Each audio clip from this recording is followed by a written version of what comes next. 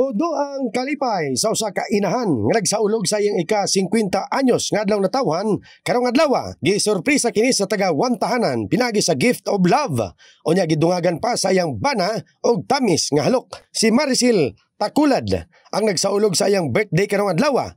Ang maswerte nga natagaan og pahalipay sa Wantahanan Party List. Ani ang reaksyon ni Maricel sa pahalipay? Salamat kay sa Wantahanan. Unta tagaan patag may panglawas, labi na gid sa nagmugna niini, sa mga membro niini.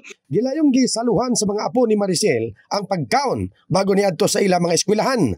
Sa palibot sa ilang balay daghan ang mga manok nga ginahimas ni Victor ang bana ni Maricel. Samtang gipamatunan ni Victor nga mas palangga nini ang iyang asawa kaysa panabong o siguradong mag-ihaw para sa handa. I hope nga mo taas pa ang among pag-uban.